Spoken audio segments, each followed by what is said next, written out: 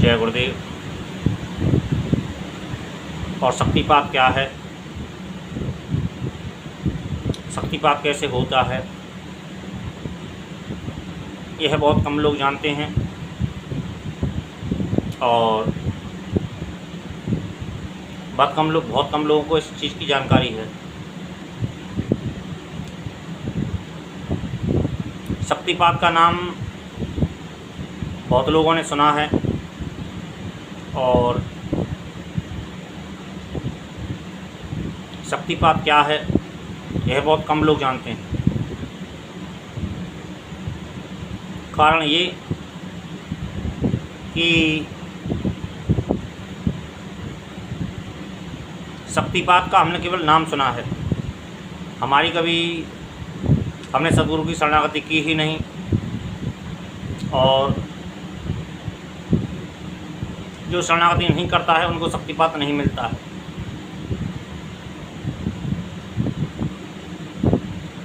वास्तविकता में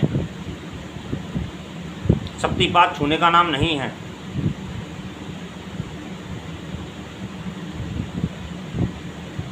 बहुत लोग ऐसा समझते हैं, हो सकता है, लेकिन क्योंकि हर गुरु का अपना अपना दृष्टांत होता है, हर गुरु की अपनी अपनी एक साधना पद्धति होती है।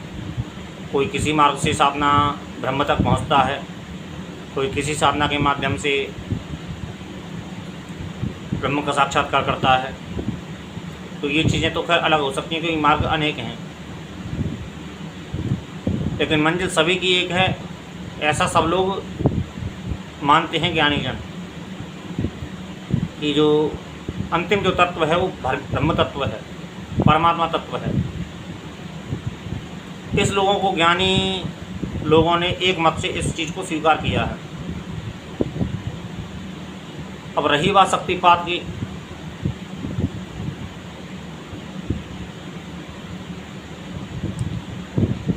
शक्तिपात पहली बात तो छूने से नहीं होता, केवल छूने से नहीं होता है। यह बहुत कम लोग जानते हैं, तो बहुत कम लोग इस बात को स्वीकार कर पाएंगे, क्योंकि हर व्यक्ति उसी को सत्य समझता है जो उसने जाना है, जो उसने पढ़ा है, जो उसने समझा है। उससे आगे की थ्योरी को सत्य समझता ही नहीं है। तो पूर्ण को ही परमात्मा समझता है और पूर्ण को ही पूर्ण ज्ञानी समझता है। उसकी नज़र में जितने भी हैं, यहाँ तक कि गुरुजन भी यदि उसकी हाँ में हाँ कह दें तो वो गुरु लोग हैं और उसको एक स्थान, अच्छा सा स्थान दे दें अपनी नज़र में या फिर अपने आसपास में, तो वो उन्हें गुरु समझते हैं।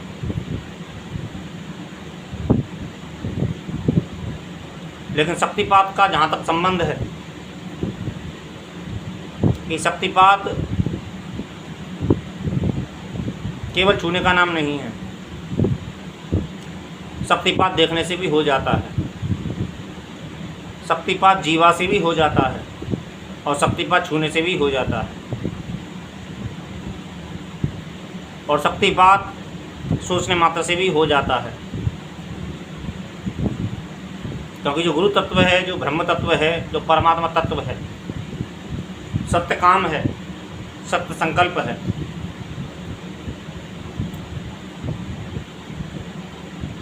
अर्जुन ने जब अज्ञान की सीमा पार कर दी थी, अर्जुन ने तब उसको दिव्य दृष्टि दी थी। अर्जुन ने, कृष्ण ने अर्जुन को दिव्य दृष्टि दी थी कि तू अभी तक संसार में ही उलझा हुआ है, लेकिन तू उस चीज़ को नहीं देख पा रहा है जो मैं तुझे बार बार मैं बताने का प्रयास कर रहा हूँ। उस चीज़ तक तू पहुँच ही नहीं पा रहा है, क्योंकि सामने एक तो तुझे दो चीज़ें तेरे दिमाग में चल रही हैं। पहला तो धनुधर है बहुत बड़ा, और दूसरी जो चीज़ से सामने जो हैं ये मेरे लोग हैं। तो ये दोनों ही अलग चीज़ है, लेकिन मैं जो से तो ये समझाने का प्रयास कर रहा हूँ वो ज्ञान तत्व है, वो ब्रह्म तत्व है। और परमात्मा की दृष्टि से मैं तुझको समझा रहा हूँ, लेकिन तेरी समझ में नहीं आ रहा है तो उन्होंने उसको ज़बरदस्ती, वो योग्य नहीं था, तो उसको दिव्य दृष्टि दी। और दिव्य दृष्टि देने के बाद में उसको यह समझ में आया कि हाँ, जो मेरे सामने जो कृष्ण खड़े हैं ये साक्षात परब्रह्म हैं और ये भगवान हैं। तो उससे वो तेज सहन ही नहीं हो सका, क्योंकि वो पात्र नहीं था। लेकिन धर्म का एक तगाजा था और धर्म की एक बागडोर थी कृष्ण के हाथ में, क्योंकि उनको ये कॉन्ट्रैक्ट मिला हुआ है महादेव की तरफ से, उनको ये ठेका मिला हुआ है कि जब भी धर्म की हानि हो तो तुम आगे आओ और तुम इसको ठीक करो, जो धर्म हावी जो होता है उसको ठीक करो। तो शक्तिपात ना छूने का नाम है, केवल छूने का नाम शक्तिपात नहीं है। मैं इस चीज़ का स्वयं गवाह रहा हूँ कि जीवा से भी शक्तिपात हो जाता है, नज़रों से भी शक्तिपात हो जाता है, छूने से भी शक्तिपात हो जाता है। मैं इस चीज़ का स्वयं गवाह हूँ। और शक्तिपात का अर्थ जो होता है कि पहली बात तो गुरु की अपने शिष्य पर जो समर्पण कर चुका है, यहाँ पर समर्पण दे चुका है अपने गुरुजन को, तो उसके ऊपर अपनी कृपा बरसाना और उसे कृपा से हमेशा चारों ओर से सीमा जो घेरा जो होती है, तो चार तरफ से सुरक्षा घेरा जो होता है वो उसका तैयार हो जाता है, पहली चीज़। दूसरी चीज़ कि भगवान को समझने के लिए भगवान की आँख चाहिए, भगवान के कान चाहिए, भगवान की बात को सुनने के लिए, समझने के लिए भगवान की बुद्धि चाहिए और भगवान की ही दृष्टि चाहिए। तो इसे बोलते हैं शक्तिपात, कि हम भगवान की बातों को, भगवान की लीला को, भगवान के वचनों को समझ सकें, सुन सकें और समझने का प्रयास कर सकें, उसे शक्तिपात कहते हैं।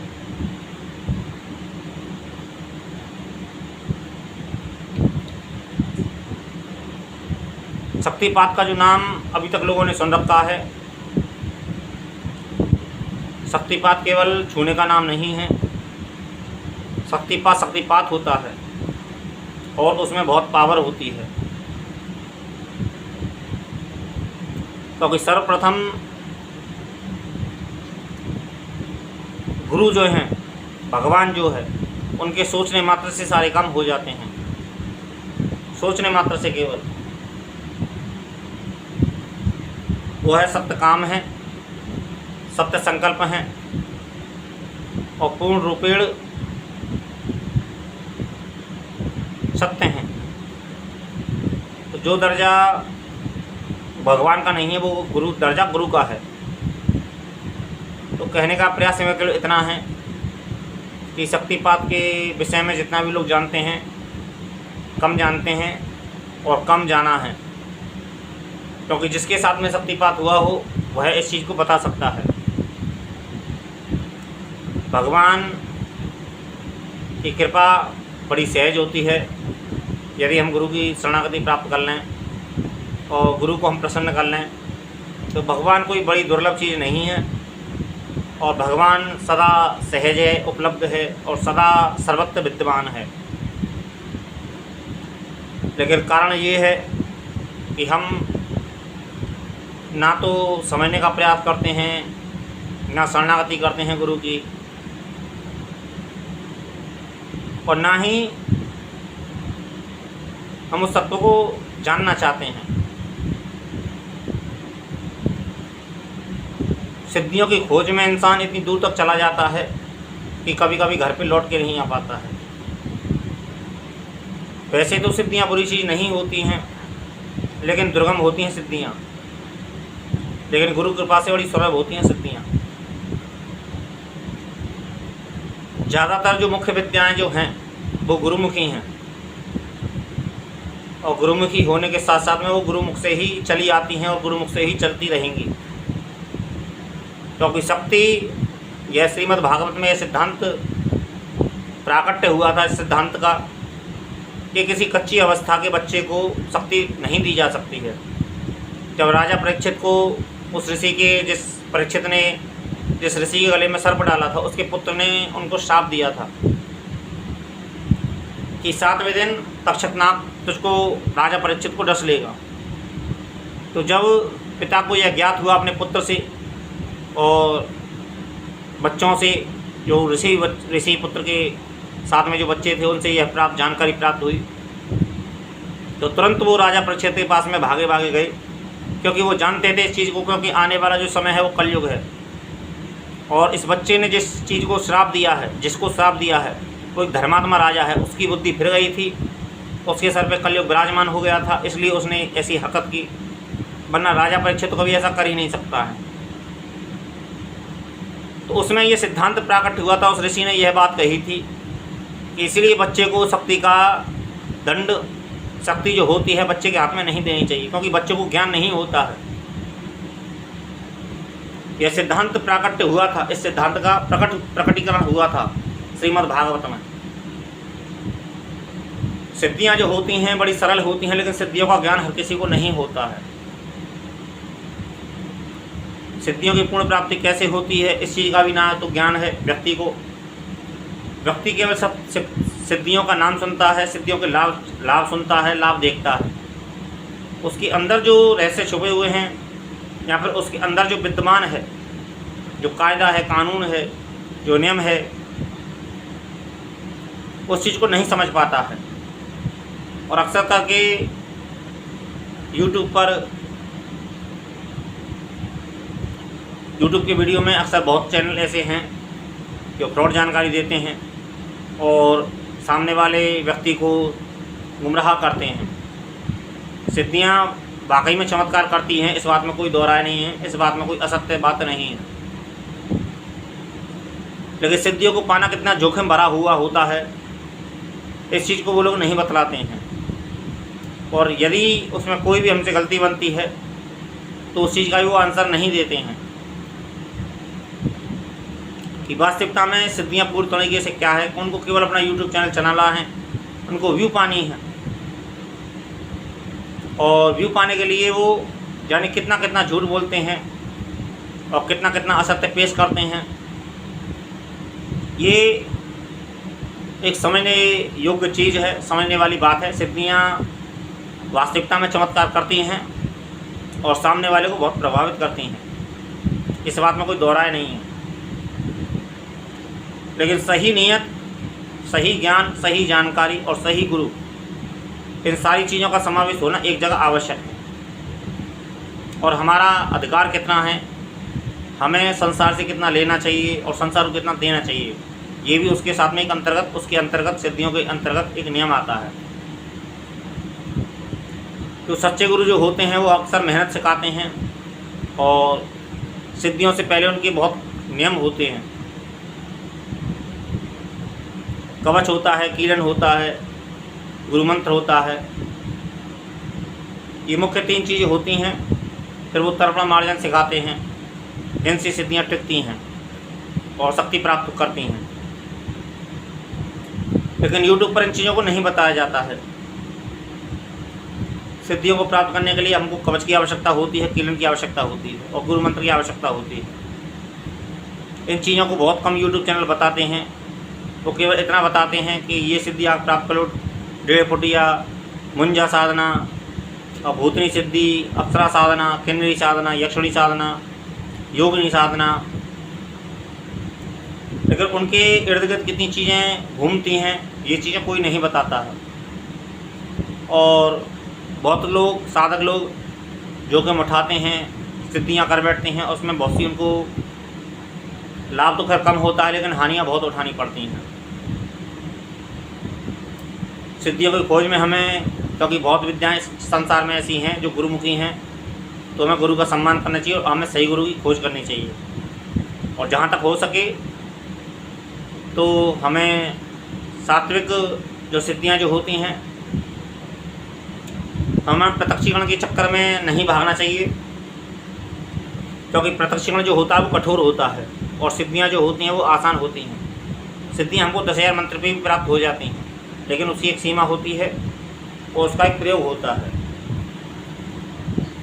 लेकिन हर व्यक्ति नहीं जानता है, हर व्यक्ति उसकी सीमा नहीं जानता है, क्योंकि प्रैक्टिकल लोग नहीं हैं इस संसार में। लाभ को केवल देखते हैं और लाभ देखने के चक्कर में उनको कभी कभी हानि भी उठानी पड़ जाती है और अंत समय जो होती है उनकी दुर्गति होती है। तो शक्तिपात का मेरा कहना केवल इतना ही है। शक्तिपात पहली नज़र में ही हो जाता है गुरु से। अब जब हमारी पहली मुलाकात होती है तभी हमारा शक्तिपात हो जाता है, और पहली मुलाकात नहीं तो दूसरी मुलाकात में शक्तिपात हो जाता है। पहली मुलाकात में जब हम मिलते हैं तो गुरु देखते हैं और समझ लेते हैं, और दूसरी मुलाकात में शक्तिपात हो जाता है। दूसरी नज़र में ही शक्तिपात हो जाता है, नज़र में ही शक्तिपात हो जाता है। गुरु के देखने मात्र से शक्तिपात हो जाता है, और वो केवल पहली बार में ये देखते हैं कि सामने वाला व्यक्ति कौन है, और फिर वो उसके पूर्व के चीज़ में अंतर जब ध्यान में जाते हैं तो वो देखते हैं कि मुझसे सामने वाला मिलने वाला जो आया है ये कौन है और कहाँ से आया है और उसका पूर्व संस्कार कैसे हैं और उसका मन कितना समर्पित है। तो दूसरी नज़र में उसको जो उसका अधिकारी जो होता है, जो उसका अधिकार जो होता है उसे वो स्वयं दे देते हैं, क्योंकि विद्या जो होती है वो गुरु के अधीन होती है। गुरु ने वर्षों जीवन बिताया है, गुरु ने संसार देखा है, गुरु ने इस संसार को समझने का प्रयास किया है, समझा है। अब समझने के बाद में अपने शिष्य को देते हैं। जिस तरीके से पिता ने हज़ारों कष्ट सह के, हज़ारों मुश्किलों सह के अपने बच्चों के लिए आसानी पेश करते हैं, जब बच्चे जो मांगते हैं वो दे देते हैं। क्योंकि मेरे अपने जीवन में मैंने कभी अपने नयावस्था नहीं देखा था, मैं पहले ही बता चुका हूँ। मैंने अपने जीवन में कभी भी अपने माता पिता के राज में कभी नयावस्था नहीं देखा था। लेकिन आज मेरे बच्चे एक वर्ष में दो लगभग बस्ते बदल देते हैं। और उस समय दौर भी अलग था, उस समय रोज़गार के भी साधन बहुत कम थे, आय के भी साधन बहुत लिमिटेड थे। लेकिन आज के दौर में तो ना तो रोज़गार की कोई कमी नहीं है, काम करने वाला व्यक्ति कहीं से भी काम खोज लेता है। आज के दौर में इतने अवसर हैं रोज़गार के। जो लोग यह कहते हैं कि बेरोज़गारी है, कोई बेरोज़गारी नहीं है। समस्या ये है, बेरोज़गारी इसलिए है कि लोगों को अपने मनमाफिक तनख्वाह चाहिए, अपना मनमाफिक काम चाहिए, उनको एसी चाहिए, कूलर चाहिए, और एक घूमने वाली कुर्सी चाहिए, गाड़ी चाहिए, बंगला चाहिए। हर व्यक्ति यही जो पढ़ रहा है, लिख रहा है, वो लाखों रुपये अपनी डिग्री में फूंक रहा है, और लाखों रुपये डिग्री में फूंकने के बाद में वो यही आशा करता है, यही उम्मीद करता है। उम्मीद करना कोई बुरी बात नहीं, आशा करना कोई बुरी बात नहीं है।